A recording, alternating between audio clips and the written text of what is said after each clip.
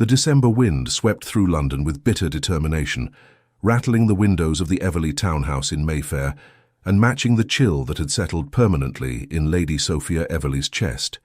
She stood before her bedchamber mirror, her lady's maid adjusting the elegant emerald gown that had once been her favourite. Now the sight of it only reminded her of the last time she had worn it, the night she discovered Lord Edmund Hartley, her betrothed, locked in a passionate embrace with her dearest friend, Lydia Pemberton, in the conservatory at Lady Ashworth's ball. 3 months had passed since that devastating evening, 3 months since her world had crumbled, 3 months since she became the subject of pitying whispers and barely concealed gossip throughout London society. "You look beautiful, my lady," her maid Mary said softly, fastening a pearl necklace around Sophia's throat. Sophia barely heard her. Her reflection showed a woman of 23, with auburn hair arranged in fashionable curls, grey eyes that had once sparkled with joy now dulled by betrayal, and features that society had always deemed handsome. But she felt hollow, as though the treachery had carved out something essential from within her. "Lady Sophia," her father's voice called from the hallway, "the carriage is ready. We must not be late to the Westbrook dinner party." Sophia closed her eyes briefly, gathering her composure. Tonight would be another trial, another evening of facing the Tun's curious stares, of maintaining her dignity while Edmund and Lydia flaunted their impending nuptials. Their wedding was scheduled for January, and the entire season had become an endless celebration of their union. The union built on the ruins of Sophia's trust. She descended the grand staircase of the Everley townhouse, where her father, Richard Everley, Earl of Ashford, waited with evident concern in his weathered features. He had aged in these past months, the scandal affecting him nearly as much as it had affected his daughter. "My dear girl," he said gently, offering his arm, "you need not attend if you are not ready. No one would fault you." "I will not hide, father," Sophia interrupted, her voice steady despite the tremor in her hands. "I have done nothing wrong. Let them stare, let them whisper. I will hold my head high." Pride was all she had left. She would not surrender it. The Westbrook residence blazed with candlelight, the sounds of string instruments and polite conversation drifting through the winter air as the Everleys arrived. Sophia felt the familiar tightening in her chest as they entered, immediately drawing the attention of dozens of guests. And there, near the grand fireplace, stood Edmund and Lydia. Edmund was as handsome as ever, golden-haired, blue-eyed, with the confident bearing of a man who had never known genuine consequence for his actions. Lydia clung to his arm, radiant in pink silk, her dark curls framing a face that had once been as dear to Sophia as a sister's. Their eyes met across the room. Lydia had the grace to look away first, a faint blush colouring her cheeks. Edmund merely smiled, that same charming smile that had once made Sophia's heart race, before turning to whisper something in Lydia's ear that made her laugh. The sound was like broken glass against Sophia's nerves. "Come," her father murmured, guiding her toward a quieter corner of the drawing-room. "Let us find Lady Pemberton. She has been asking after you." But Sophia barely heard him. Her attention had been captured by a figure standing apart from the crowd, partially obscured by shadows near the terrace doors. A man, tall, broad-shouldered, with dark hair that fell slightly too long to be fashionable, and a face that seemed carved from Highland granite. He wore his formal attire with the air of someone deeply uncomfortable in such clothing, and his dark eyes surveyed the room with what appeared to be profound displeasure. "Who is that?" Sophia found herself asking. Her father followed her gaze. "Ah, that is William Devereux, Duke of Kingscote. Scottish, though his title comes through his English mother's line. He inherited extensive estates in both England and Scotland. Rarely comes to London, prefers his lands in the Highlands, from what I understand. I believe Lord Westbrook is his cousin, which would explain his presence tonight." Sophia studied the man with unexpected curiosity. There was something in his bearing, a deep weariness, a profound isolation, that resonated with her own fractured spirit. He looked as though he wished to be anywhere but here, surrounded by the artificial gaiety of London society. As if sensing her scrutiny, the Duke's gaze suddenly shifted, meeting hers across the crowded room. For a moment, the world seemed to still. His dark eyes held depths of pain that mirrored her own. A recognition passed between them, silent and profound. Here was someone else who understood what it meant to suffer, to be wounded by life's cruelties. Then someone moved between them, breaking the connection, and the Duke turned away, slipping through the terrace doors into the December night. Sophia found herself following before she could question the impulse. The terrace was bitterly cold, her breath forming clouds in the frigid air. The Duke stood at the stone balustrade, staring out over the frost-covered gardens, his powerful frame tense beneath his dark coat. "Your Grace," Sophia said softly, approaching with careful steps. "Forgive the intrusion, but you seemed in need of rescue from the festivities." He turned slowly, his dark eyes assessing her with unexpected intelligence. "As did you, Lady Sophia Everly," she supplied, executing a small curtsy. "The Earl of Ashford's daughter." Recognition flickered across his stern features. "Ah, you are the young woman who— Forgive me. I do not follow society gossip with any dedication, but even I have heard whispers of Lord Hartley's infamous betrayal." Sophia stiffened, prepared to feel the usual sting of humiliation. But there was no pity in the Duke's expression, only a grim understanding. "And you are the Duke who lost his wife 3 years ago," she said quietly, surprising herself with her boldness. "Childbirth, I believe?" His jaw tightened, a muscle working beneath the sharp line of his cheekbone. "You are well informed. I am merely observant of those who share my disposition toward these gatherings." She moved to stand beside him at the balustrade, gazing out at the moonlit gardens. "We both wear our scars, Your Grace, though yours are perhaps less visible to the casual observer." A long silence stretched between them, broken only by the distant sound of music from within and the whisper of wind through barren trees. "Margaret was 19 when she died," the Duke said finally, his voice rough as gravel. "We had been married less than a year. The babe died with her, a son." He paused, his hands gripping the stone balustrade with white-knuckled force. "I have spent 3 years attempting to outrun that grief. It follows me still." Sophia felt tears prick her eyes, not for herself but for this stranger's devastating loss. Her own heartbreak seemed suddenly small in comparison. "I am deeply sorry, Your Grace," she whispered. "No words can diminish such pain." "No," he agreed, "they cannot, just as no words can restore your faith in those you trusted." He turned to look at her directly, his dark eyes surprisingly gentle. "How do you bear it, seeing them together, celebrating their happiness built upon your suffering?" "I bear it because I must," Sophia said simply, "because the alternative is to hide, to let their betrayal define the rest of my days. I refuse to grant them that power." Something that might have been respect flickered across the Duke's stern features. "You have courage, Lady Sophia, more than most." "Not courage, Your Grace, merely stubbornness." She offered him a small, sad smile, and perhaps a deep well of anger that I have not yet learned to drain. To her surprise, the Duke's mouth curved into the ghost of a smile, the first she had seen from him.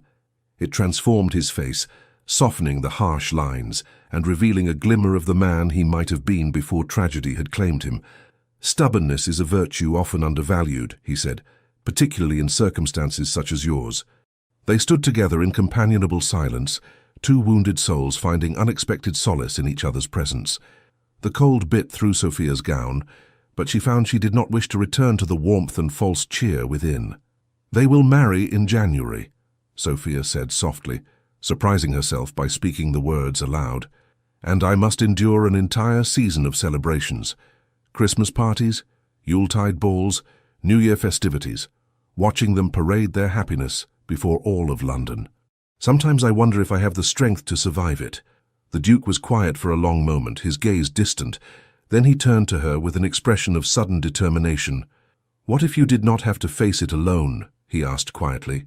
Sophia blinked. "I beg your pardon."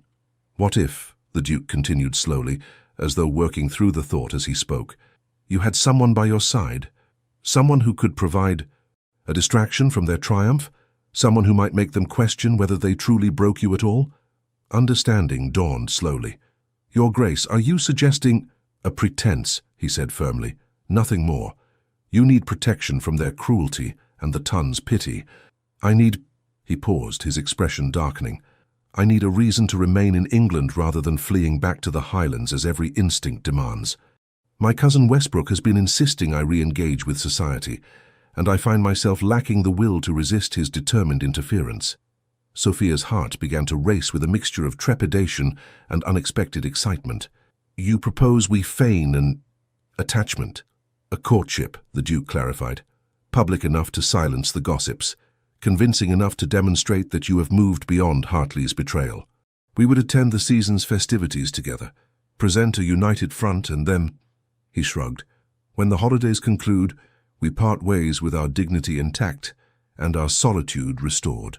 It was audacious, improper, potentially scandalous if discovered. It was also the most intriguing proposition Sophia had received in months. "What would you gain from such an arrangement?" she asked carefully. The Duke's expression grew distant. "The same as you, Lady Sophia. A shield against unwanted attention. A respite from well-meaning relations who insist I should remarry, should rejoin society, should cease mourning and embrace life once more." His voice hardened.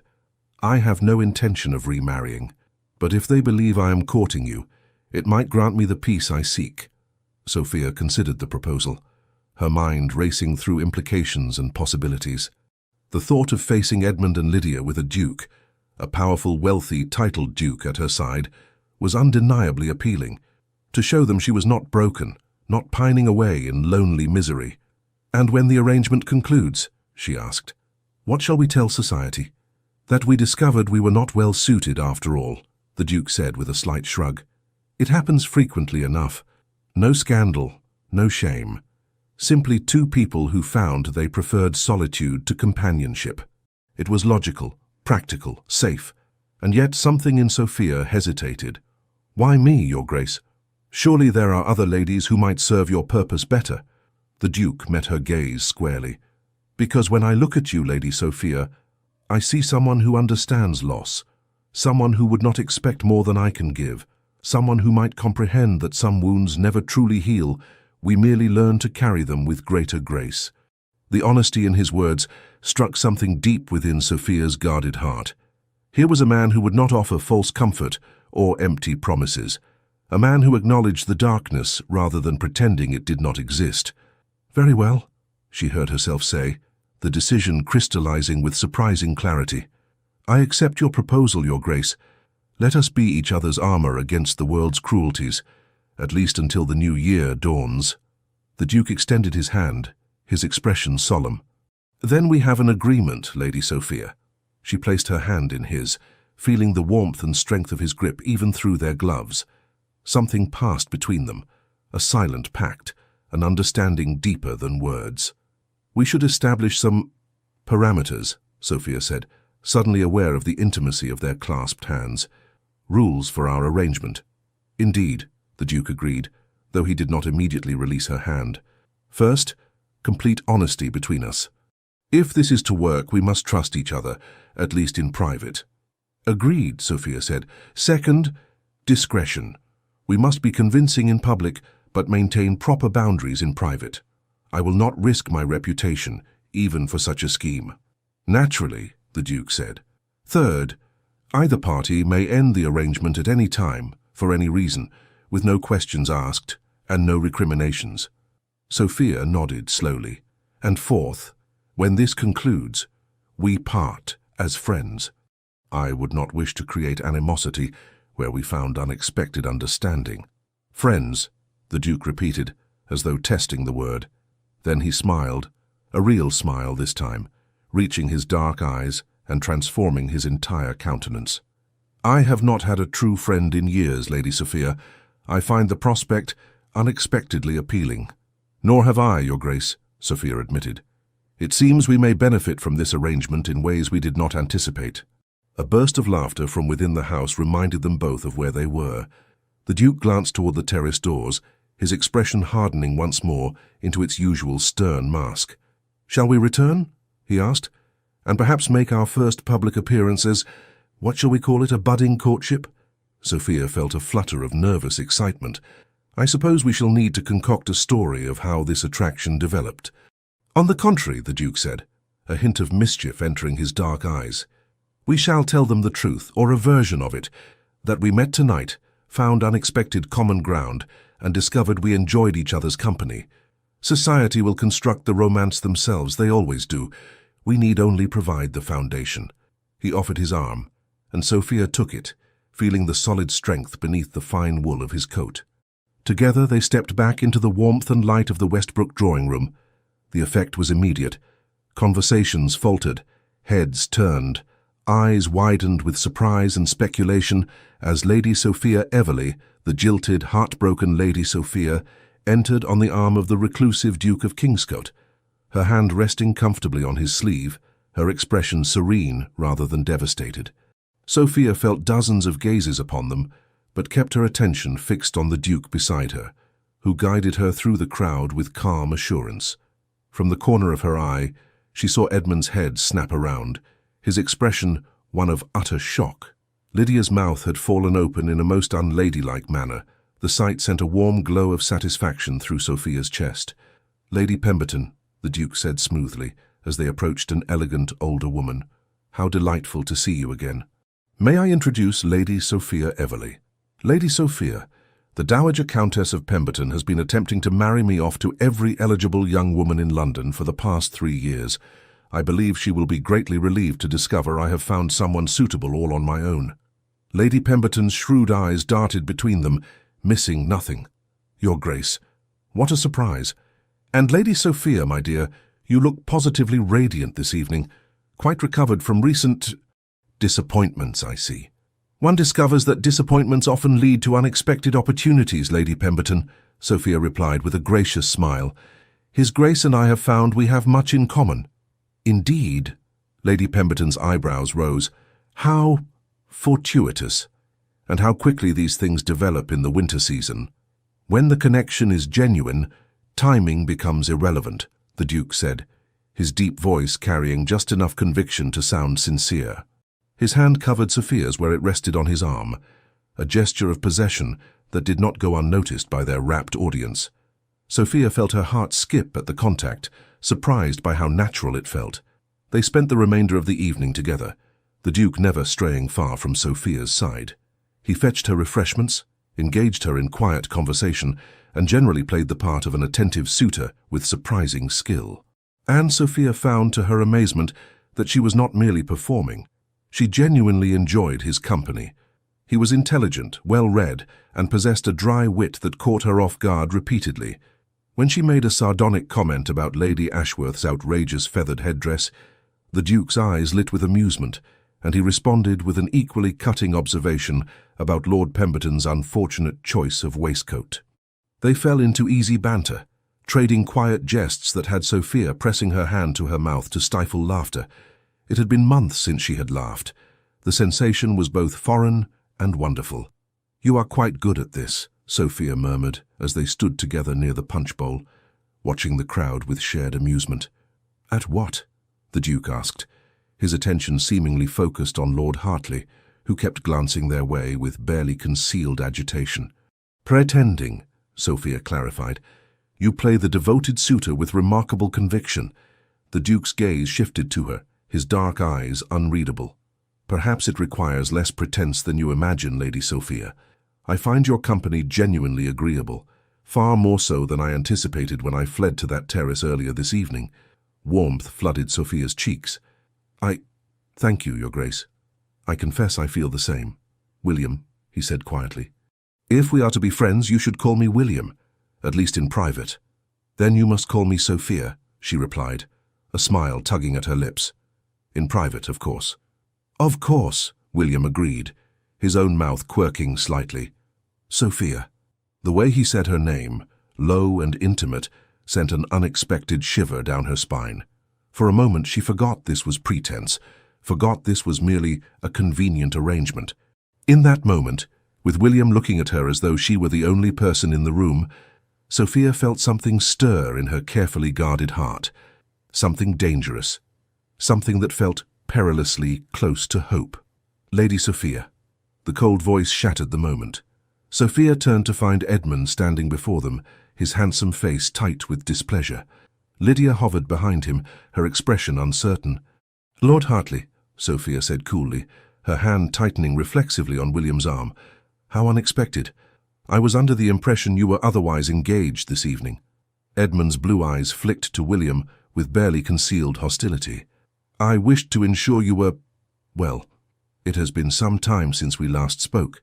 "I am perfectly well, as you can plainly see," Sophia replied, her voice steady despite the painful memories Edmund's presence evoked. "In fact, I have never been better."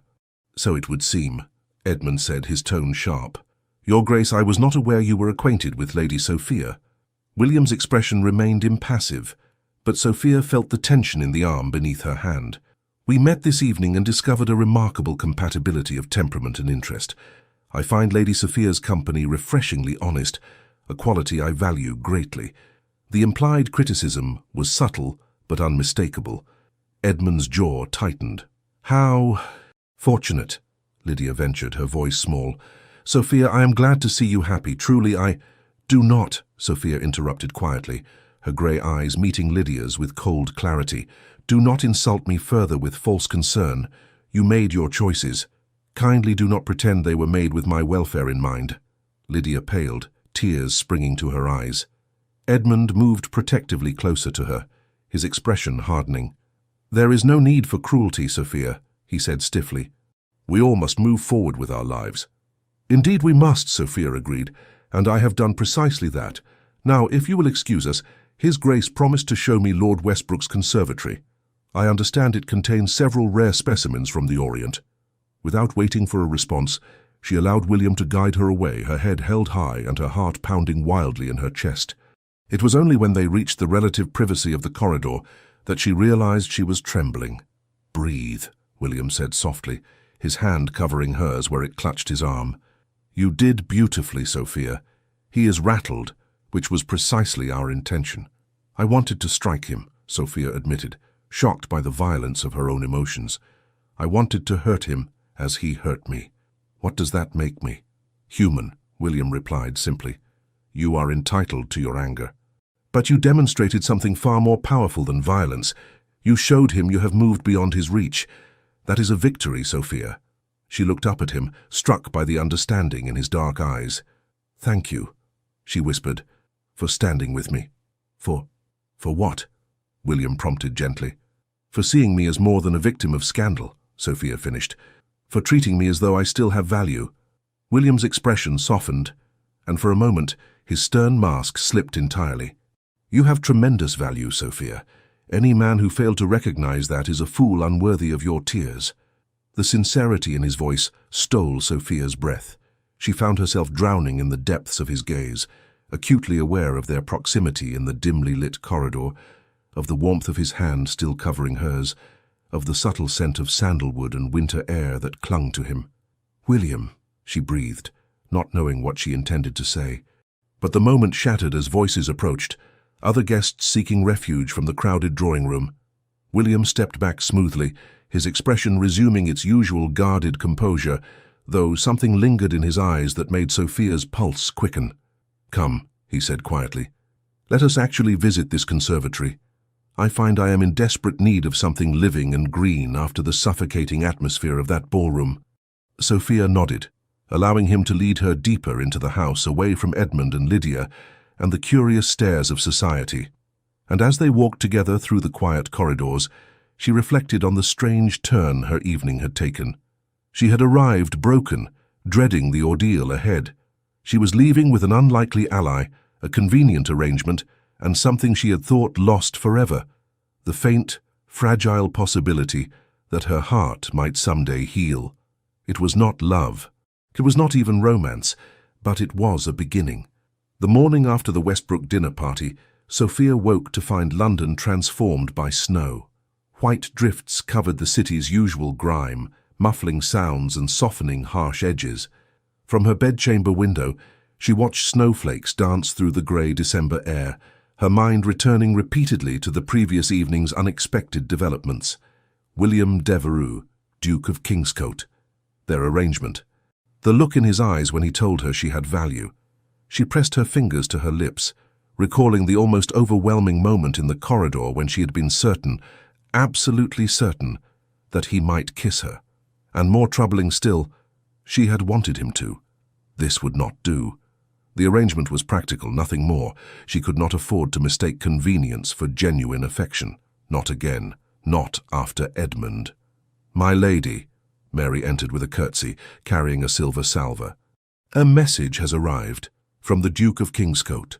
Sophia's heart performed an entirely inappropriate leap. She took the sealed letter with hands that trembled only slightly, breaking the wax seal to reveal strong, angular handwriting. "Lady Sophia, I trust you weathered last evening's ordeal without lasting damage to your composure. I confess I found our alliance far more agreeable than anticipated. If you are amenable, I would call upon you this afternoon at 3 o'clock. We should discuss the particulars of our arrangement and establish a schedule for the remaining holiday festivities. Also, I believe we should be seen together in public with some regularity to lend credibility to our courtship. If this does not suit, please send word and I shall adjust accordingly. Yours in conspiracy, W. Devereux. Sophia found herself smiling at the closing. Yours in conspiracy. There was something charming about his formal tone coupled with wry humor. "Mary, please send a reply that the Duke will be most welcome at 3 o'clock, Sophia instructed, "and inform Cook that we shall need refreshments suitable for receiving a gentleman of such elevated rank." Mary's eyes widened with barely suppressed excitement. "Yes, my lady, oh my lady. Is it true what they're saying, that the Duke has developed a particular interest in you?" "Society says many things, Mary," Sophia replied diplomatically. "Not all of them bear repeating." But the maid's enthusiasm was infectious, and Sophia found her spirits lifting as she prepared for the Duke's visit. She selected a day dress of deep blue wool that brought out the grey of her eyes and allowed Mary to arrange her auburn hair in a softer style than she had worn in recent months. If this was to be an effective pretense, she must look the part of a woman being courted by a powerful duke. Her father intercepted her as she descended the stairs shortly before 3 o'clock. "Sophia, my dear," the Earl of Ashford said carefully, "I understand the Duke of Kingscote will be calling this afternoon." "Yes, father," Sophia replied. "We formed an acquaintance at the Westbrook gathering." Her father's expression was troubled. "I would not see you hurt again, daughter. The Duke is a complicated man with a tragic history. If his intentions are not honourable—" "His intentions are perfectly clear, father," Sophia interrupted gently. "We enjoy each other's company and have agreed to spend time together during the holiday season. Nothing more should be read into it at present." The Earl studied her face with a father's keen perception. "Yet something has changed. You seem lighter today, more yourself than you have been in months." Sophia felt tears prick her eyes at his observation. "Perhaps I have simply remembered that I am more than one man's betrayal, father. The Duke has helped me recall that." Before her father could respond, the door knocker sounded. Sophia's pulse quickened as their butler Henderson moved to answer it. William entered with a gust of cold air and swirling snow, his dark greatcoat dusted with white, his cheeks ruddy from the December wind. He was even more imposing in daylight, tall and broad-shouldered, with the powerful build of a man accustomed to physical labor, rather than the soft living of most peers. His dark eyes found Sophia immediately, and something warm kindled in their depths. "Lady Sophia," he said, bowing. "Lord Ashford, thank you for receiving me on such short notice." "Your Grace," Sophia's father replied, his tone measured but not unfriendly. "You are welcome in our home, though I confess surprise at the rapidity of your acquaintance with my daughter." William's expression remained respectfully neutral. "I understand your concern, my lord. However, I assure you my interest in Lady Sophia's company is entirely respectful and sincere. She is a woman of remarkable character, a quality I find myself valuing more with each passing year." The Earl's expression softened slightly. "Indeed. Well, I shall leave you young people to your visit. Henderson will serve tea in the drawing-room. The door, naturally, will remain open." "Naturally," William agreed with appropriate gravity. Once settled in the drawing-room, the door decorously ajar and Henderson stationed in watchful proximity, William's stern demeanor eased somewhat. He accepted a cup of tea from Sophia, their fingers brushing briefly during the exchange. "I have been thinking about our arrangement," William said without preamble. "We must attend several key events together to establish our courtship as genuine. The Ashworth Christmas Ball is in 3 days, Lady Pemberton's Yuletide soiree the following week, and, of course, the Westbrook New Year's Eve celebration. Edmund and Lydia will be at all of those events, Sophia said quietly, her hands tightening around her teacup. Precisely why we must attend together, William replied. United, we are strong. Separately, he shrugged. Separately, we are merely two lonely souls whom society can pity or dismiss as they choose. Sophia studied him over the rim of her cup. You speak of loneliness with such certainty. Do you never wish for genuine companionship, William? For connection beyond mere convenience? William's dark eyes clouded. I had love once, Sophia. It was beautiful and brief, and ended in such devastation that I have no desire to risk it again. Margaret's death nearly destroyed me. I will not willingly place myself in a position to suffer such loss a second time. The raw honesty in his words made Sophia's chest ache. So, you have chosen isolation instead. I have chosen survival, William corrected gently. There is a difference. Is there? Sophia challenged. Or are we simply existing rather than living, protecting ourselves so thoroughly that we experience nothing at all? William set down his teacup with careful precision. You ask difficult questions, Sophia. We agreed to honesty between us, she reminded him. I will not pretend to understand the depth of your loss, William, but I do understand fear. I understand building walls so high that nothing, good or ill, can reach you. She leaned forward slightly, holding his gaze. But what if our arrangement could be more than mere pretense? What if we used this time to remember how to feel again, to laugh, to enjoy life's simple pleasures? Not romance, she added quickly, seeing alarm flicker across his features. But friendship, true friendship. William was silent for a long moment, his expression unreadable. Then slowly he smiled, that rare, genuine smile that transformed his entire countenance. You are a dangerous woman, Sophia Everly, he said softly. Very well. Let us attempt this experiment. Friendship without pretense, companionship without expectation. Can such a thing exist between a man and a woman? I suppose we shall discover the answer together, Sophia replied, returning his smile.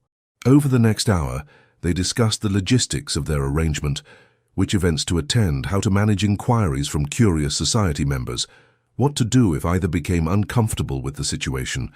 But gradually, their conversation drifted to other topics, books they had read, places they had traveled, Sophia's love of sketching, William's passion for improving his Highland estate's farming methods. You actually discuss crop rotation with your tenants? Sophia asked, surprised and charmed by this glimpse of the Duke as a landowner who cared about practical matters. Why would I not? William replied. They are the ones working the land. Their insights are invaluable. Besides, he added with a hint of mischief, I find agricultural discussions infinitely more interesting than the usual society prattle about fashion and gossip. Sophia laughed, a genuine delighted sound. You would have scandalized Lady Ashworth last night with such talk. She believes gentlemen should confine themselves to politics, hunting, and nothing more intellectually demanding than commenting on the weather. Lady Ashworth, William said dryly, appears to believe many foolish things. I noticed she served claret that was barely palatable and insisted on discussing her daughter's musical abilities for a quarter-hour without pause. The girl cannot carry a tune in a basket. Sophia pressed her hand to her mouth, but laughter escaped anyway. William, that is terribly unkind. But accurate, he countered, his eyes dancing with amusement. I value honesty, remember? Miss Ashworth would be better served developing her skills at watercolors, which I understand are quite accomplished, rather than torturing innocent ears with her pianoforte. You are incorrigible, Sophia said, still giggling. And you, William replied, his gaze warm.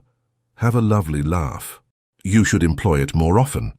The compliment, delivered with such straightforward sincerity, made Sophia's cheeks flush with pleasure.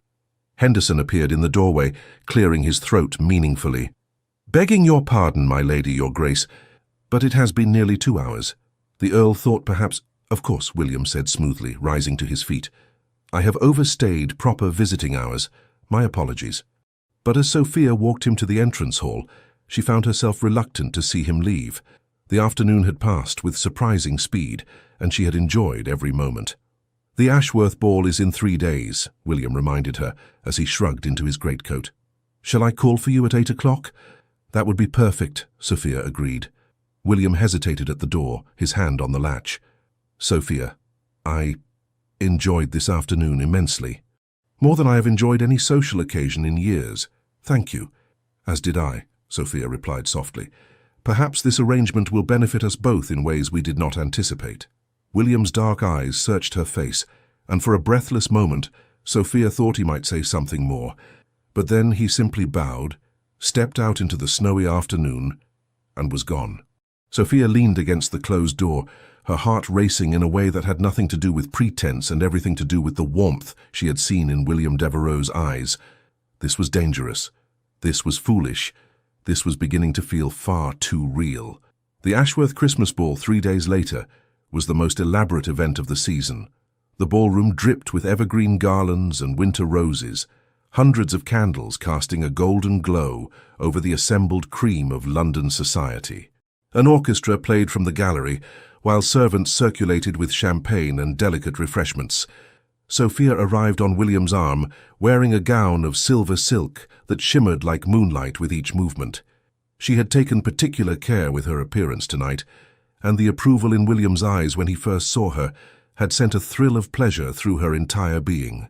"You are stunning," he had murmured, handing her into his carriage. "Every man in that ballroom will envy me tonight." "And every woman will be speculating about your intentions," Sophia had replied, though her heart sang at the compliment.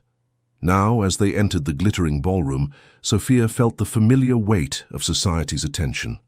But with William's solid presence beside her, his hand warm beneath hers where it rested on his arm, she found she could bear the scrutiny with grace. "Lady Sophia, your grace." Lady Ashworth descended upon them like a ship under full sail, her ostrich plumes bobbing alarmingly. "What a delightful surprise. We had heard rumours, of course, but to see you together, how absolutely wonderful." "Lady Ashworth," William said with impeccable courtesy, "your ball is magnificent as always. You have outdone yourself with the decorations." Lady Ashworth preened under the praise.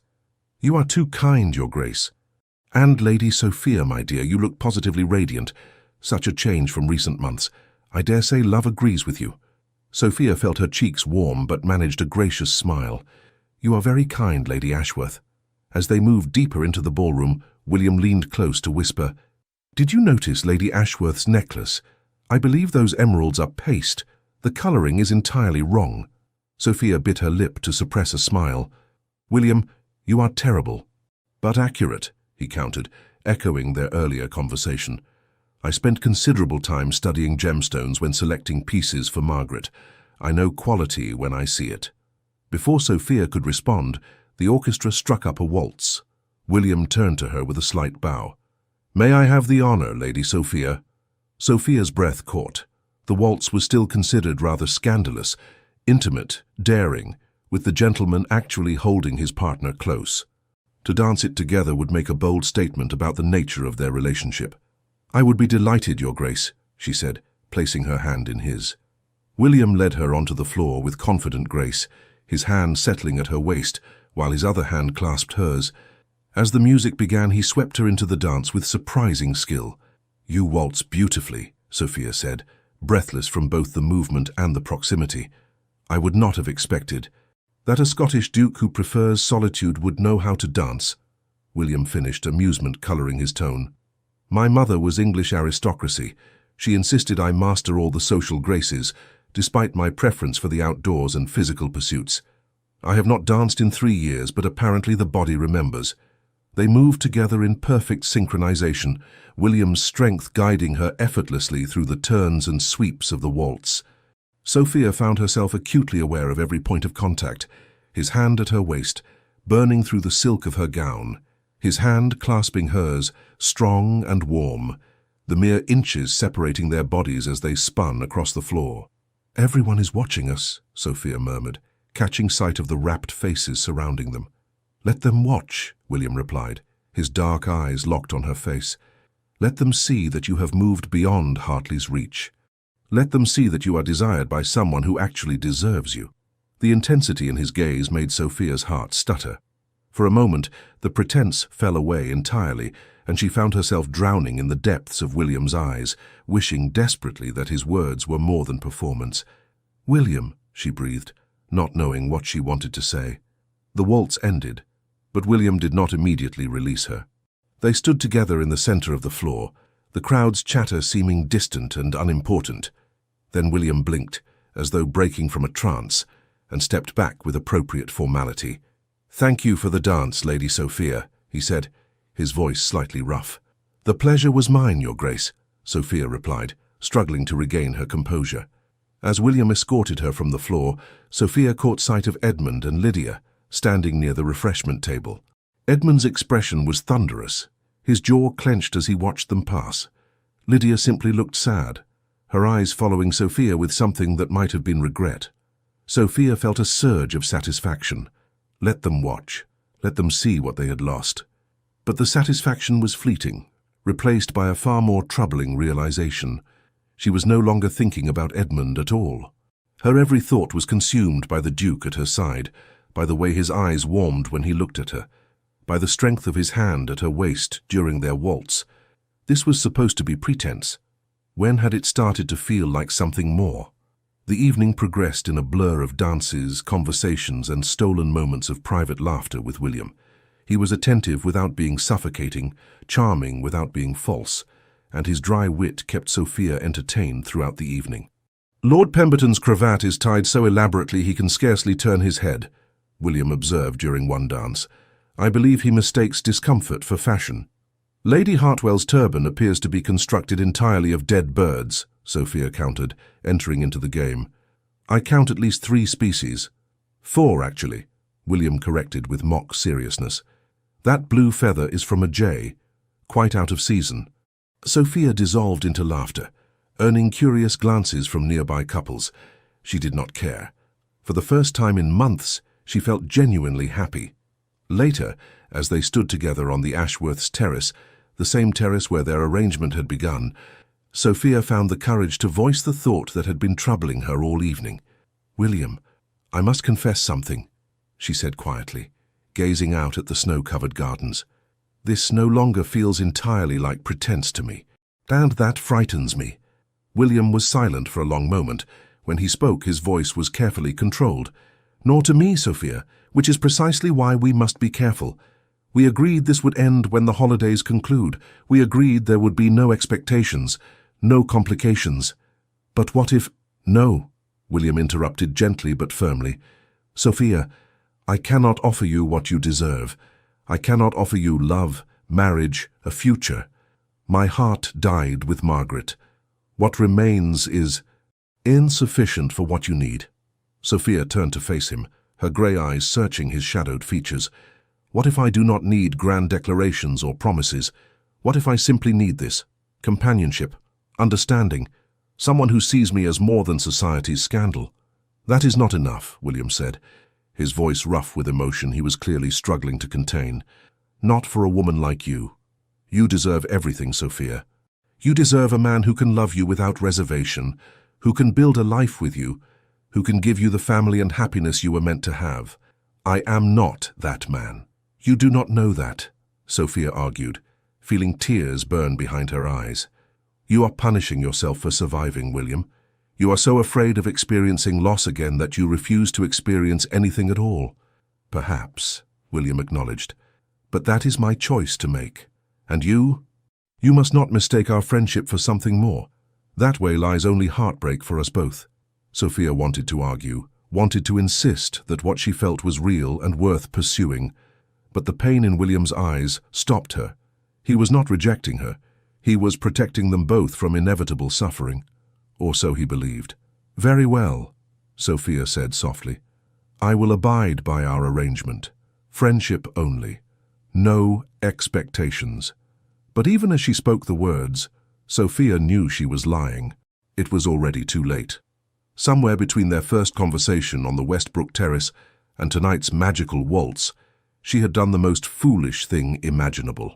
She had begun falling for William Devereux, and from the tormented look in his eyes as he gazed at her in the moonlight, Sophia suspected he was fighting the same losing battle.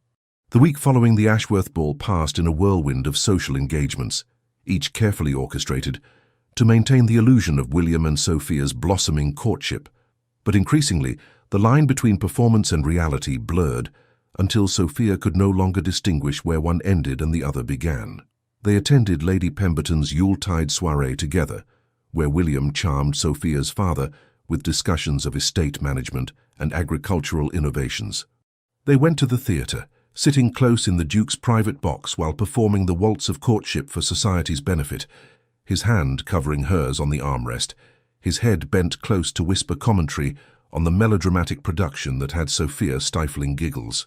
That actress is portraying anguish as though she has merely misplaced her favourite bonnet, William murmured during a particularly overwrought scene.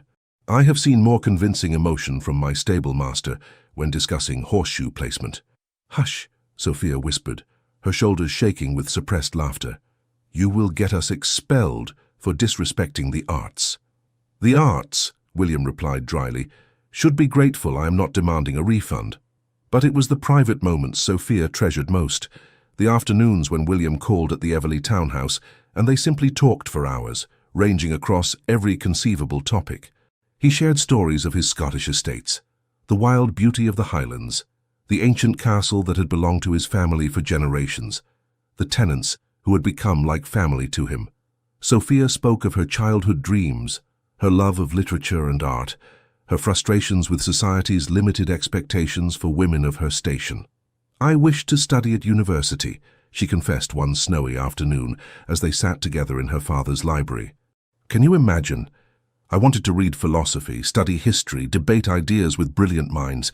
Instead, I was taught watercolors, pianoforte, and how to manage a household. William looked up from the book he had been perusing, his dark eyes thoughtful. There is no shame in wishing for more, Sophia. Intelligence confined becomes intelligence wasted. You would have made a formidable scholar. Impossible for a woman, Sophia said with a bitter laugh. Society has no use for educated females beyond the ballroom and nursery. Then society is foolish, William declared. I have always believed that artificial constraints on half the population's potential benefits no one. My mother ran our English estates with greater efficiency than most men I have known. Margaret had a gift for languages. She taught herself French, Italian, and passable Latin simply because she wished to read original texts. His expression grew distant. I encouraged her studies, much to my father's horror. He believed women should confine themselves to decorative pursuits. You loved her very much, Sophia said softly. Yes, William agreed, his voice barely above a whisper. I did, which is why I know I cannot... He trailed off, shaking his head. Forgive me. This conversation has taken a melancholy turn. But Sophia would not let him retreat. She leaned forward, her grey eyes earnest. William, I understand your fear. Truly, I do. But love is not betrayal. Margaret's death was tragedy, not abandonment. She did not choose to leave you. No, William said roughly, but the pain of losing her was the same regardless of intention. I swore I would never place myself in such a position again. You swore to survive rather than live, Sophia interrupted gently. But surviving is not enough, William. Not for you, not for anyone. William rose abruptly, pacing to the window where he stood with his back to her, his broad shoulders tense. You ask too much, Sophia. I ask nothing, Sophia replied, though her heart ached at the torment in his voice. I merely observe what I see. A good man punishing himself for daring to survive tragedy. A lonely man who deserves companionship, but refuses to accept it. William turned, his dark eyes blazing with sudden emotion. And what of you, Sophia? You speak of my fears, but what of your own? You hide behind our arrangement as surely as I do. You use me as armor against Hartley's betrayal, as proof to society that you have recovered. But have you truly healed? Or are you simply avoiding the hard work of learning to trust again? The words struck home with painful accuracy. Sophia rose to her feet, her hands clenched at her sides. That is unfair, she said, though she knew he was right. Is it? William challenged, moving closer. You speak of wanting more, of wishing for genuine connection. But the moment I suggest this arrangement might be developing into something deeper, you retreat. You hide behind practicality and remind me of our agreement. You are as afraid as I am, Sophia. You simply disguise it better." They stood facing each other in the quiet library, tension crackling between them like summer lightning. Sophia's breath came quickly, her pulse racing as William's gaze bore into hers with uncomfortable insight. "Perhaps we are both cowards," she whispered finally. "Perhaps we are both so wounded that we can only circle each other warily, never quite daring to bridge the distance." "Perhaps," William agreed, his voice rough. "Or perhaps we are wise enough to recognize that some risks are too great, some pain too devastating to risk experiencing twice." "And what of happiness?" Sophia asked, feeling tears prick her eyes. "What of joy, companionship, love? Are we to deny ourselves all of that out of fear?" William's expression softened, and he reached out slowly, his hand cupping her cheek with infinite gentleness. "Sophia," he murmured, his thumb brushing away a tear she had not realized had fallen. "Sweet, brave Sophia, I wish I could be the man you deserve. I wish I could offer you everything you should have. But I am broken in ways I cannot explain, damaged beyond repair. The best I can offer is friendship, and even that comes with reservations and limitations." Sophia leaned into his touch, her eyes closing as she savored the warmth of his palm against her skin. "What if friendship is enough?" she whispered. "What if I asked for nothing more?" "You would be lying," William said softly, "to me and to yourself." Before Sophia could respond, they heard footsteps approaching. William stepped back quickly, his hand falling away, his expression resuming its usual guarded reserve.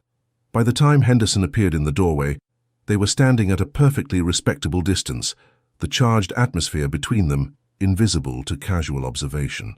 "Begging your pardon, my lady, your grace," Henderson said, "but Lord Ashford requests Lady Sophia's presence in his study." "Of course," Sophia replied, her voice admirably steady despite the emotional turmoil roiling within her. "William, forgive me. We can continue our discussion another time." "There is nothing to forgive," William said formally.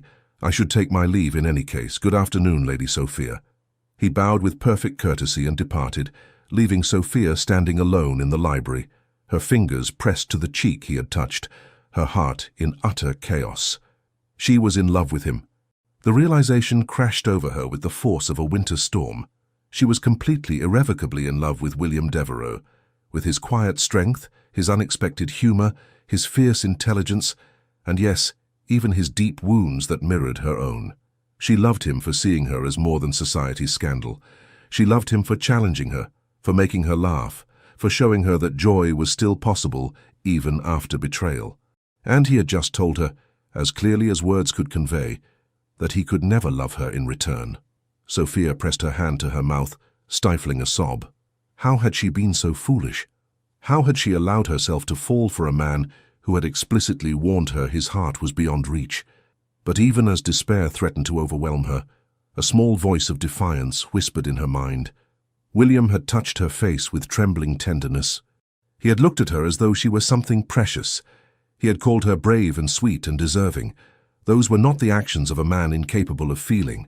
Those were the actions of a man fighting desperately against feelings he could not control. Perhaps, Sophia thought, straightening her spine and drying her tears, the question was not whether William could love again. The question was whether he would allow himself to love again, and whether Sophia had the courage to fight for him. Christmas Eve arrived in a flurry of snow and festive preparation.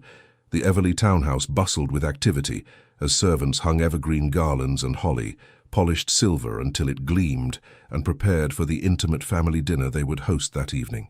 Sophia moved through the preparations in a daze, her thoughts consumed by William. They had seen each other several times since their confrontation in the library, but something had shifted between them. The easy camaraderie had grown strained, weighted by unspoken emotions and careful distance. William was withdrawing. Sophia could feel it with every polite greeting, every formal bow, every conversation that remained firmly in safe territory. He was preparing to end their arrangement, to return to his Highland isolation when the new year dawned. The thought was unbearable. "Sophia, darling," her mother, Lady Catherine Everleigh, called from the drawing-room, "come look at the kissing bough, is it not lovely?" Sophia dutifully admired the traditional decoration, a sphere of evergreen branches adorned with ribbons, dried fruit, and the requisite sprig of mistletoe. In better times she might have found it charming. Now it merely reminded her of what she could not have. "It is beautiful, mother," she said, forcing a smile. Lady Catherine studied her daughter with a mother's keen perception. "You are unhappy, dearest. Is it Lord Hartley? I know seeing him with Miss Pemberton must be difficult, but—" "It is not Edmund," Sophia interrupted gently. "I confess I have scarcely thought of him in weeks." "Then it is the Duke," Lady Catherine said knowingly. "Oh, my dear girl, you have fallen in love with him." Sophia felt tears spring to her eyes. She had not confided in anyone, had carefully maintained the pretense that her relationship with William was merely a convenient arrangement. But mothers, it seemed, saw what others missed. "I have been such a fool," Sophia whispered. "He told me from the beginning that his heart was beyond reach. He warned me not to mistake friendship for more, and I fell in love with him anyway."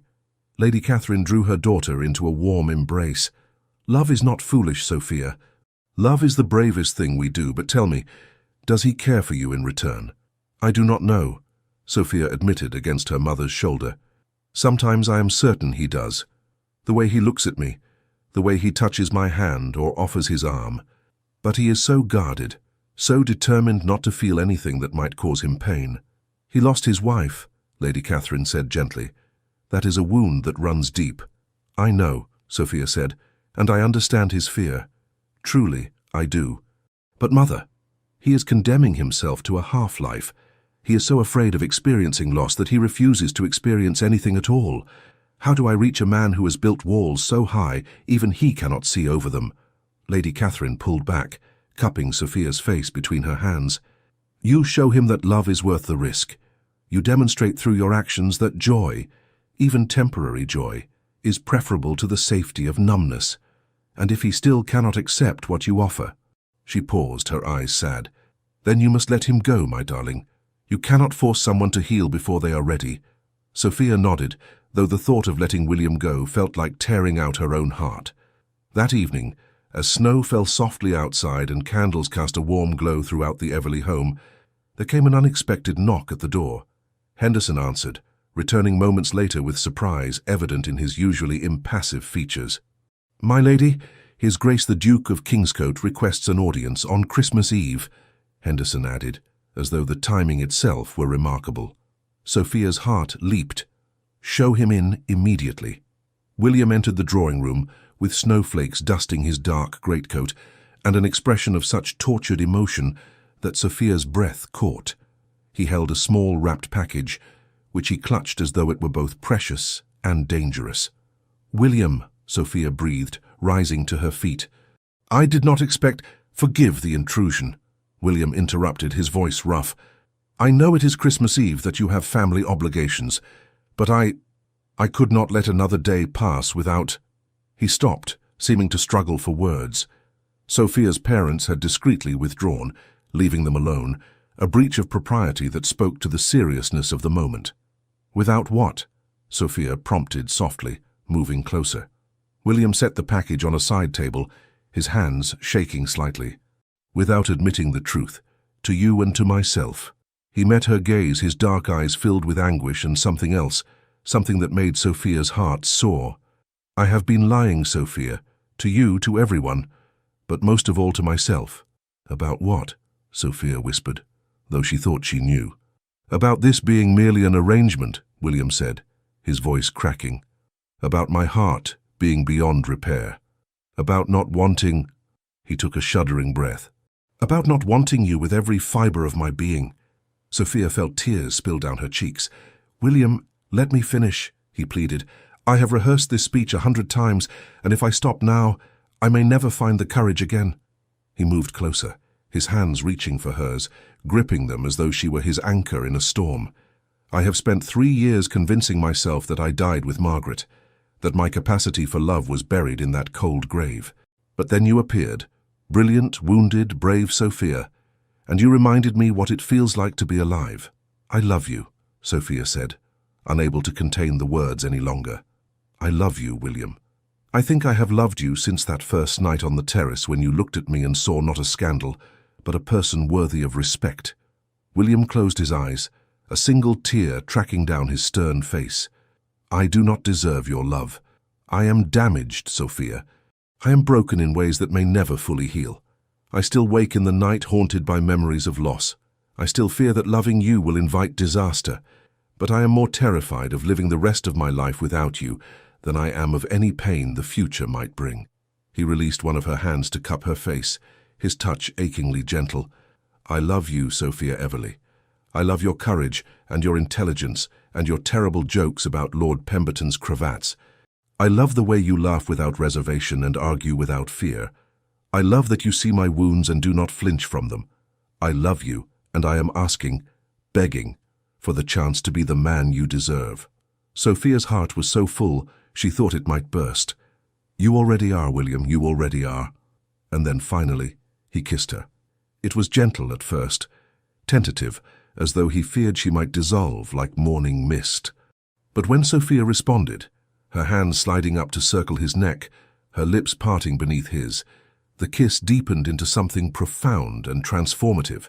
It was a promise and a confession, a claiming and a surrender. It was everything Sophia had dreamed of and more, passionate yet tender, desperate yet reverent. When they finally broke apart, both breathing heavily, William rested his forehead against hers. "Marry me," he whispered, "not as an arrangement, not as pretense, but truly. Be my wife, Sophia. Share my life, my homes, my future. Let me spend the rest of my days proving that you made the right choice in loving such a broken man." "You are not broken," Sophia said fiercely, her hands framing his face. "You are healing. And yes, William Devereux, I will marry you. I will be your wife and your partner and your friend. I will share your joys and your sorrows, your triumphs and your fears. I will love you until my last breath." William kissed her again, deeper this time, with all the pent-up longing and desperate hope of a man who had thought himself beyond redemption. When they finally drew apart, he retrieved the small package from the side table with trembling hands. "This belonged to my mother," he said, unwrapping it to reveal a delicate ring, a sapphire surrounded by diamonds that caught the candlelight like captured stars. "She gave it to me before she died, and made me promise to give it to the woman I loved. I thought I would never use it again after Margaret, but it belongs to you now, Sophia, if you will accept it." "It is beautiful," Sophia breathed, as William slipped it onto her finger, where it fit perfectly. "I am honored to wear it." "The honor is mine," William replied, raising her hand to press a kiss to her palm. "To have your love, to have your trust after all you have suffered, it is a gift beyond measure." They stood together in the soft glow of candlelight, holding each other as snow fell outside, and Christmas Eve wove its magic around them. For the first time in years, William felt hope stirring in his chest, where only grief had dwelt. And Sophia, looking up into the dark eyes of the man she loved, knew that some risks were worth taking, some wounds could heal, and some love stories began in the most unexpected ways. "We should tell my parents," Sophia said eventually, though she was reluctant to leave the warmth of William's embrace. "In a moment," William murmured, pulling her close again. "For now, let me simply hold you, and marvel at the fact that you have agreed to be mine." "I was already yours," Sophia replied softly. "I think I have been since that first night." "As I have been yours," William confessed, though I was too stubborn and frightened to admit it. They shared another kiss, this one tender and full of promise. And when they finally emerged from the drawing room to share their news with Sophia's delighted parents, they did so hand in hand, united not by convenience or pretense, but by the most powerful force in existence, love that dared to bloom even in winter's coldest depths.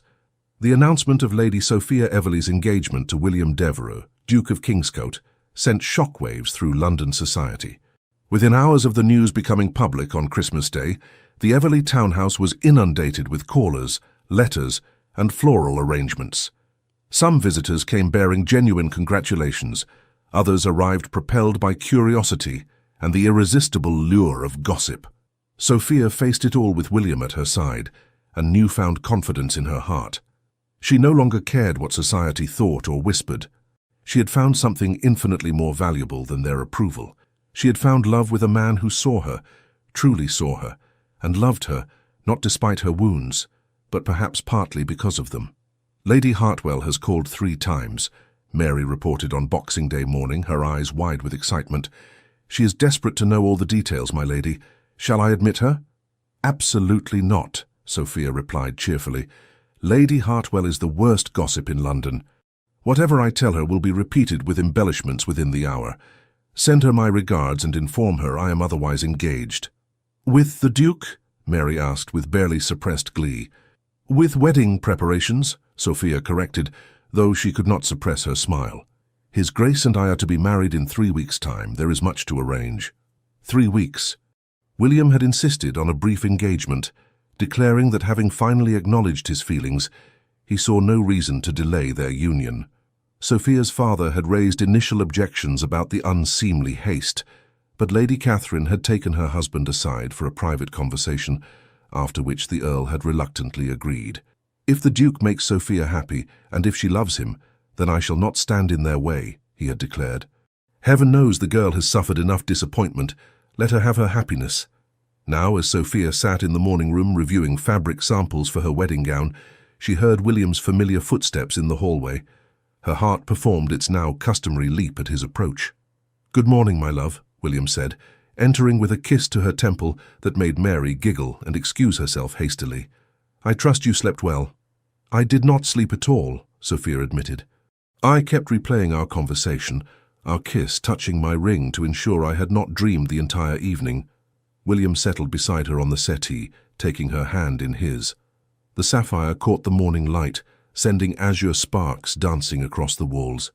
"It was not a dream," he assured her softly, "though I confess to similar disbelief. I keep expecting to wake and find myself back in the Highlands, alone with my grief and regrets." "No more regrets," Sophia said firmly, squeezing his hand. "We have wasted enough time on fear and self-protection. From this day forward, we face life together." "Together," William agreed, his dark eyes warm with love. "I find I quite like the sound of that word." They spent a pleasant hour discussing wedding arrangements, where the ceremony would take place, St. George's in Hanover Square, who would be invited, a small gathering to William's relief and Sophia's agreement, and where they would spend their honeymoon. "I thought we might travel to my Scottish estates," William suggested. "The castle is ancient and draughty, but the Highlands in winter have a wild beauty that I would love to share with you. If you are amenable, of course. We could return to England in spring." "I would love to see your home," Sophia said warmly. "All of your homes in time. I want to know every part of your life, William. Your lands, your tenants, your work." William's expression softened with something approaching wonder. Margaret never wished to visit Scotland. She found the weather too harsh, the accommodations too primitive. "I do not blame her," he added quickly. "She was raised in elegance and comfort.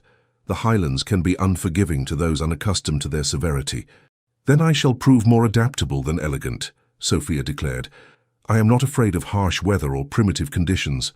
I am only afraid of not truly knowing the man I love." "You know me better than anyone," William said quietly.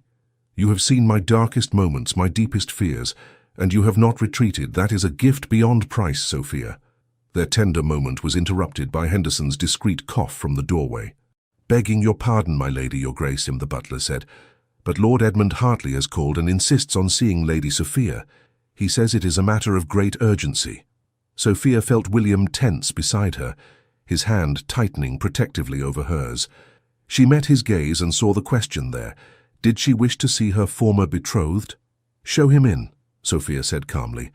"Let us hear what Lord Hartley considers urgent."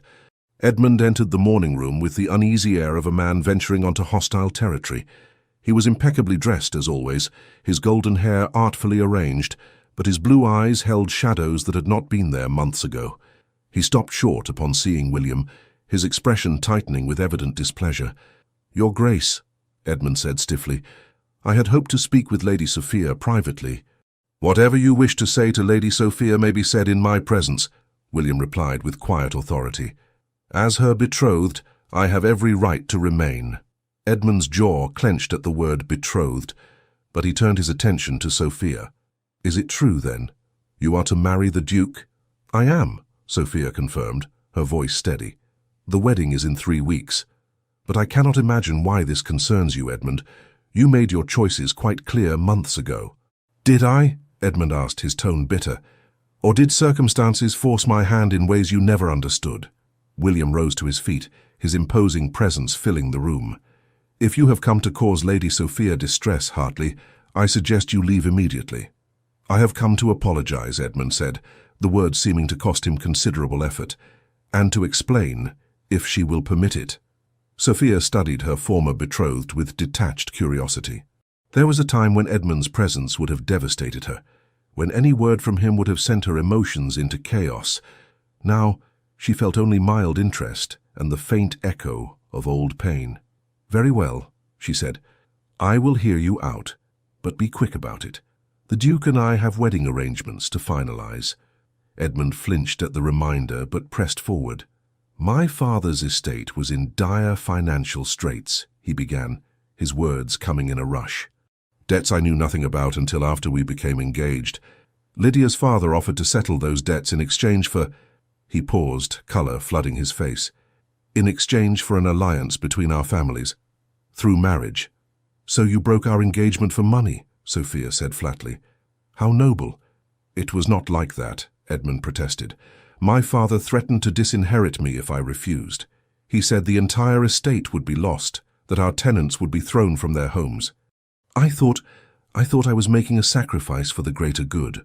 "By betraying the woman who loved you?" William interjected coldly. "By humiliating her before all of society? Forgive me if I fail to see the nobility in such actions." "I know," Edmund said, his shoulders slumping. "I know I handled it badly. I should have been honest with Sophia from the start. Instead, I behaved like a coward. I allowed my feelings for Lydia, which I had been fighting for months, to become an excuse for the inexcusable." "You loved Lydia," Sophia said softly, not as a question, but as a statement of fact. Edmund nodded miserably. "I did. I do. But I also cared for you, Sophia. I never wanted to hurt you. I was weak and selfish, and I have regretted it every day since." Sophia felt an unexpected wave of compassion for the broken man before her. Edmund was not a villain. He was simply human, flawed and fallible like everyone else. He had made terrible choices, but he was clearly suffering the consequences. "Why are you telling me this now?" she asked gently. "Because you deserve to know the truth," Edmund replied. "And because—" he glanced at William, then back to Sophia, "because seeing you with the Duke, seeing you happy and loved as you deserve to be, I realized what I destroyed. Not just your trust, but something precious that can never be recovered. I wanted you to know that I recognize what I lost, and that I am truly, deeply sorry." Silence fell over the morning room. Sophia could feel William's tension beside her, his protective instincts clearly warring with respect for her autonomy. She reached for his hand, grounding herself in his steady presence before responding. "I forgive you, Edmund," she said quietly. The words surprised her even as she spoke them, but she realized they were true. Not because what you did was acceptable, but because holding on to anger and resentment serves no purpose. You made choices that caused me tremendous pain, but those choices also led me here to William, to a love I never imagined possible. Perhaps everything happened as it was meant to." Edmund's eyes glistened with unshed tears. "You are far more generous than I deserve, Sophia. The Duke is a fortunate man." "Yes," William agreed without hesitation. "I am. More fortunate than I ever thought to be again." Edmund moved toward the door, then paused. "I hope you will both be very happy. Truly, you deserve it." After he departed, Sophia remained silent for a long moment, processing the unexpected encounter. William pulled her gently into his arms, his chin resting atop her head. "Are you well?" he asked softly. "That cannot have been easy." "I am more than well," Sophia replied, her voice filled with wonder. "I realize something just now, William. I feel free. For months, Edmund's betrayal has been a weight I carried, a wound that would not heal. But today, facing him, I felt only pity and a strange sort of gratitude. His choices freed me to find you." "Then perhaps I should thank him," William said dryly, "though I still maintain he is a fool and a coward." Sophia laughed, the sound bright and joyful.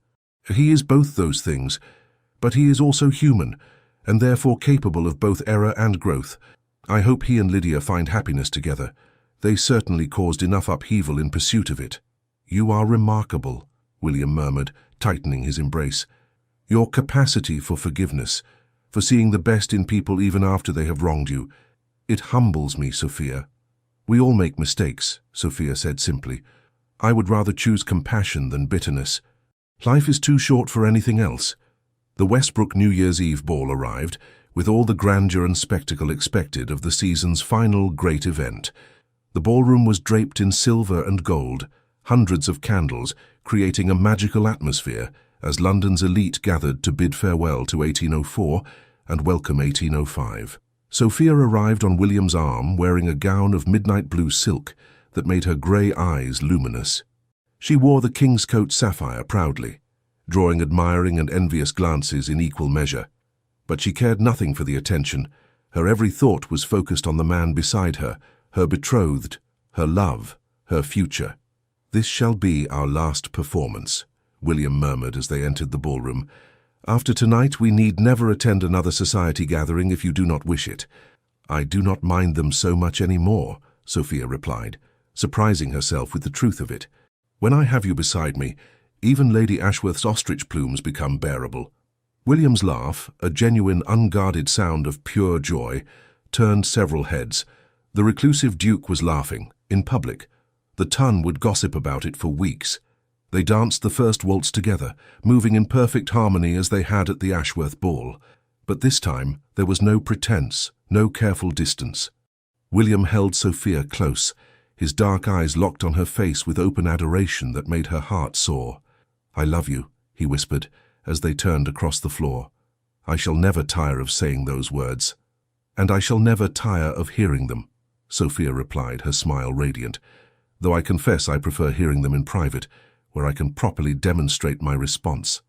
William's eyes darkened with desire and promise. Soon, my love. In 3 weeks you will be my wife, and I shall spend every day showing you how deeply I cherish you. The evening progressed in a blur of music, conversation, and celebration. Sophia noticed Edmund and Lydia across the room. They appeared to be arguing in heated whispers, but she felt no satisfaction in their evident discord. She simply felt indifferent. That chapter of her life had closed completely. As midnight approached, guests gathered in the ballroom, champagne in hand, counting down the final seconds of the old year. Sophia stood wrapped in William's arms, her back against his broad chest, his hands clasped over hers. 10, 9, 8. This time last year I thought I would never feel happiness again, William murmured in her ear. I was convinced my life had ended with Margaret's death. 7, 6, 5. And I thought Edmund's betrayal had destroyed my capacity for trust, Sophia replied softly. 4, 3, 2. We were both wrong, William said. We were not destroyed. We were simply waiting. 1. Happy New Year. As the ballroom erupted in cheers and celebration, as the orchestra struck up Auld Lang Syne, William turned Sophia in his arms and kissed her with a passion that drew whistles and applause from the crowd. Sophia kissed him back without restraint, no longer caring about propriety or appearances. This was her love, her future, her everything. When they finally broke apart, both breathless and grinning, Sophia noticed that Edmund and Lydia had departed. In fact, she realized with some surprise she could not recall exactly when they had left. They simply did not matter anymore. Come, William said, taking her hand. Let us slip away from this crush. I wish to begin the new year with you alone. They made their way to the terrace, the very terrace where their arrangement had begun weeks ago. But everything had changed since that cold December night. The pretense had become truth. The convenient alliance had blossomed into love. 2 wounded souls had found healing in each other's arms. The terrace was empty, the other guests preferring the warmth indoors. Snow drifted lazily from the dark sky, settling on the stone balustrade and dusting their hair with white. London spread before them, its chimneys smoking, its windows glowing with candlelight. This is where it began, Sophia said softly, where you proposed our arrangement. The best decision I ever made, William replied, pulling her close. Even when I told myself it was merely practical, my heart knew the truth. I was already falling for you, Sophia. I simply lacked the courage to admit it. And now? Sophia asked, looking up at him with love shining in her eyes. Now I am the most fortunate man in England, William declared. I have you, I have love. I have a future I never thought to claim again. You have given me back my life, Sophia. You have given me mine, Sophia countered. You showed me that betrayal need not define me, that I could still trust, still love, still hope. We saved each other, William. Then let us continue saving each other, William said, his voice rough with emotion. Every day, for the rest of our lives. He kissed her again, tender and reverent, a kiss that spoke of promise and devotion and forever. And as snow fell around them and the new year began, Lady Sophia Everleigh and William Devereux, Duke of Kingscote, held each other close and made silent vows that would last a lifetime. 3 weeks later, on a bright January morning, they married in St. George's Church before a small gathering of family and close friends. Sophia wore ivory silk and carried winter roses. William wore formal attire that could not quite contain his powerful frame, his dark eyes never leaving his bride's face throughout the ceremony. When the vicar pronounced them husband and wife, William kissed Sophia with such tender joy that several ladies in attendance dabbed at their eyes with handkerchiefs. Even Lord Ashford, who had harboured reservations about the hasty courtship, found himself moved by the obvious love between his daughter and her new husband. At the wedding breakfast, toasts were offered and speeches made, but the words Sophia treasured most were whispered privately by her husband as they prepared to depart for Scotland. "Thank you," William said, his forehead resting against hers. "Thank you for being brave enough to love me, for being patient enough to wait for me to find my courage, for giving me a second chance at happiness." "We gave each other a second chance," Sophia corrected, her hands cupping his beloved face. "And I promise you, William Devereux, that I shall spend the rest of my days making certain you never regret it." "Impossible," William declared. "You are the best thing that ever happened to me, Sophia. My wife, my love, my everything." They travelled north to Scotland, to the wild and windswept highlands where William's ancient castle stood against the elements. Sophia fell in love with the rugged beauty of his homeland, with the purple heather and grey stone, with the tenants who greeted their duke and his new duchess with genuine affection. In the castle's great hall, warmed by massive fires and surrounded by centuries of history, William and Sophia began building their life together. They read books in the library on stormy afternoons. They rode across the moors on brisk mornings, racing each other with competitive zeal. They walked hand in hand through snow-covered gardens, talking for hours about everything and nothing, and at night in the vast ducal bed, they discovered the joy of physical intimacy alongside emotional connection. William was a tender and passionate lover, attentive to Sophia's needs and responses, and she bloomed under his care. The wounds they had both carried began to heal, replaced by love's gentle medicine. Months passed in a blur of happiness. Spring came to the highlands, transforming the landscape with wildflowers and new growth. Sophia sketched the changing scenery while William worked with his tenants on planting schedules and improvements. They entertained occasionally. William's cousin Westbrook visited, as did Sophia's parents. But mostly they revelled in each other's company and the peace they had found. In late spring, Sophia discovered she was carrying William's child. The news sent William into a panic initially, memories of Margaret's death returning with devastating force. He hovered over Sophia with anxious concern, forbidding her from riding or walking too far or engaging in any activity he deemed potentially dangerous. "William," Sophia said gently one evening as they sat together in the library, "you must stop treating me as though I am made of spun glass. I am healthy and strong. Our child is growing well. You cannot protect me from every possible danger." "I cannot lose you," William said, his voice breaking. "Sophia, if anything happened to you, I would not survive it. I love you too much." Sophia took his hands in hers, holding them firmly. "Nothing will happen to me. I have an excellent physician, a healthy constitution, and a stubborn determination to meet our child. But even if something did go wrong, which it will not, you would survive, William. Because that is what we do. We survive. We endure. And we love each other through whatever comes." "You are braver than I," William admitted. "No," Sophia corrected. "I simply trust that life, despite its occasional cruelties, is fundamentally worth living. You taught me that, William.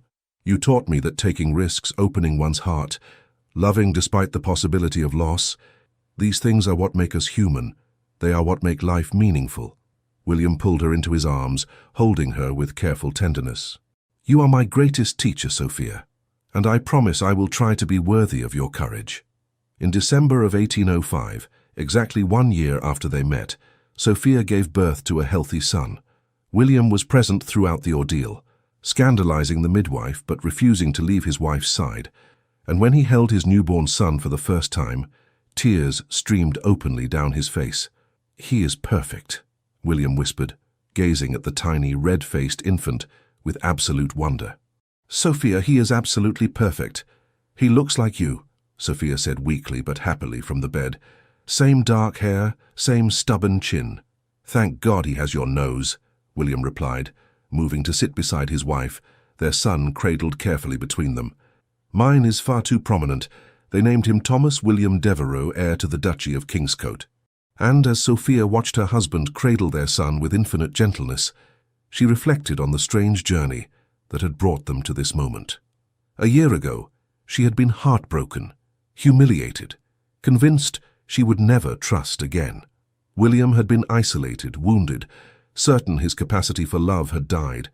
Yet here they were, husband and wife, parents to a beautiful son, with a love that had grown stronger and deeper with each passing day. "What are you thinking?" William asked softly, noticing her contemplative expression. "I am thinking about last Christmas," Sophia replied. "About how desperately unhappy we both were. About how certain we were that joy was behind us." "And now?" William prompted, shifting closer so she could rest her head on his shoulder while they both gazed at their sleeping son. "Now I am thinking that sometimes the worst moments of our lives lead us to the best ones," Sophia said. "Edmund's betrayal brought me to you. Margaret's death, terrible as it was, made you the man I fell in love with, deep, compassionate, capable of profound feeling. We were both broken, but we healed each other." "You healed me," William corrected gently. "I was merely existing before you, Sophia. You taught me to live again." "We healed each other," Sophia insisted, "and we will continue doing so for the rest of our days." In the years that followed, the Duke and Duchess of Kingscote became known for their deep devotion to each other and their family. They divided their time between England and Scotland, raising not just Thomas, but eventually 3 more children, 2 daughters and another son. Their homes were filled with love, laughter, and the occasional spirited debate. William never fully lost his reserved nature, but with Sophia by his side, he learned to open himself to joy. He smiled more freely, laughed more often, and gradually allowed others past his carefully constructed walls. Sophia continued to bloom as the Duchess, using her position to advocate for education for girls and improved conditions for tenant farmers. She never lost her sharp wit or her artist's eye, and she taught all their children to value both intelligence and compassion. They encountered Lord Edmund Hartley and his wife Lydia occasionally over the years. The meetings were civil, even cordial. Edmund's marriage had proven rocky, more obligation than passion, but they made it work. There was no animosity between the couples, merely the distant politeness of people whose lives had briefly intersected before diverging onto different paths. Years later, when Sophia was grey-haired and William's dark hair was streaked with silver, they returned to the terrace where their story began. Their oldest son was preparing to marry, and the Westbrook New Year's Eve ball was once again the culmination of the holiday season. "Do you remember?" William asked, pulling his wife close as they had stood so many years before. "Do you remember when we were frightened, wounded young people who thought happiness was beyond our reach?" "I remember a duke who proposed a convenient arrangement," Sophia replied with a smile. "And a foolish young woman who agreed, not knowing she was agreeing to a lifetime of love." "Not so foolish," William said, kissing her temple. "You saw what I could not, that taking the risk was worth it, that opening our hearts, despite our fears, would lead to something beautiful." "We have been very fortunate," Sophia agreed, leaning into her husband's familiar warmth. "No," William corrected, echoing words she had once spoken to him. "We gave each other a second chance. And we chose every day to love courageously despite our fears. That is not fortune, my darling, that is bravery." As midnight approached and a new year prepared to dawn, the Duke and Duchess of Kingscote stood together on that same terrace where their love story had begun. Their children and grandchildren celebrated inside. Their love, tested by time and strengthened by trials, had become the foundation for a family built on respect, affection, and unwavering devotion. They had both needed something that Christmas of 1804. Sophia needed a shield against society's pity and judgment. William needed a reason to rejoin the world. What they found instead was infinitely more precious, a partner who understood their wounds, a love that healed rather than hurt, and the courage to trust again. As the clock struck midnight and a new year began, William Devereux kissed his wife with the same passion and devotion he had shown on their wedding day. Anne Sophia Devereux, once the heartbroken Lady Sophia Everleigh, kissed him back, grateful every day for the Christmas miracle that had brought them together. Some stories end with happy endings. This one began with a convenient arrangement and became a love story for the ages. Proof that even the most wounded hearts can heal, that trust can be rebuilt, and that sometimes, when we need something most desperately, life gives us not what we asked for, but exactly what we needed all along. 5 years after their marriage, the snow fell softly over the Kingscote estate in the Highlands as the Devereux family gathered for Christmas. Thomas, now an energetic 5-year-old, raced through the corridors with his younger sister Catherine in pursuit. Their infant brother James slept peacefully in the nursery under the watchful eye of his nurse. In the great hall, Sophia stood before the massive fireplace, arranging evergreen garlands, while William directed footmen in hanging the kissing bough, a tradition Sophia had insisted they maintain. Higher on the left side, William instructed with mock seriousness, "The symmetry must be perfect, or my wife shall be displeased." "Your wife is already displeased with your inability to follow simple instructions," Sophia called over her shoulder, earning a laugh from the assembled servants. William crossed to her, wrapping his arms around her waist from behind and nuzzling her neck. "Impertinent woman. Have you no respect for your duke?" "None whatsoever," Sophia replied cheerfully, turning in his embrace to kiss him soundly. "You married me for my impertinence, if I recall correctly." "Among other qualities," William agreed, his dark eyes warm with love and amusement. "Your stubbornness, your terrible sense of humor, your habit of leaving books open throughout the house. My ability to make you laugh," Sophia interrupted, running her fingers through his hair. "My willingness to brave Scottish winters. My remarkable patience with your hovering whenever I am with child." "That is not hovering," William protested. "That is appropriate husbandly concern." "That is hovering," Sophia corrected with a grin. Their playful banter was interrupted by Thomas's breathless arrival.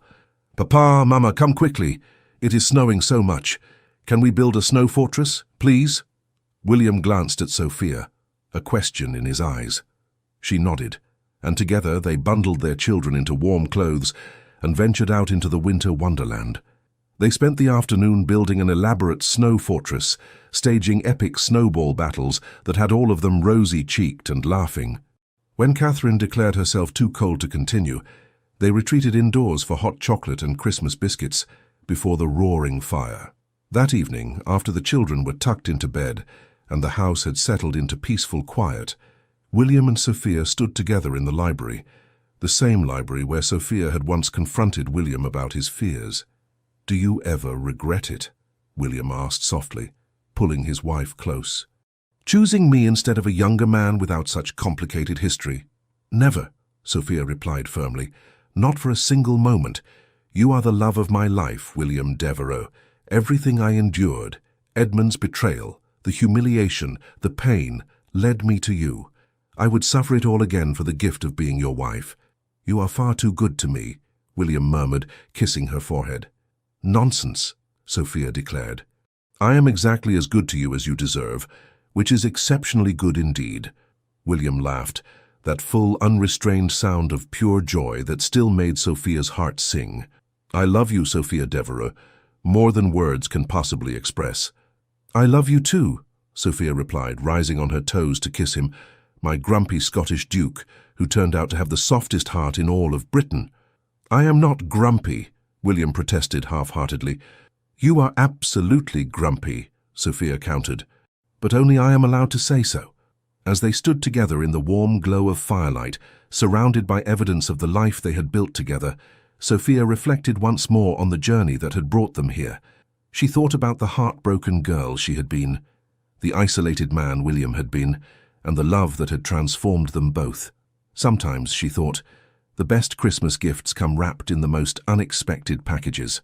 Hers had come in the form of a reluctant duke who proposed a convenient arrangement and ended up giving her forever. And that, Sophia thought as William swept her into his arms, and carried her toward their bedchamber with a wicked grin, was the greatest gift of all. The end.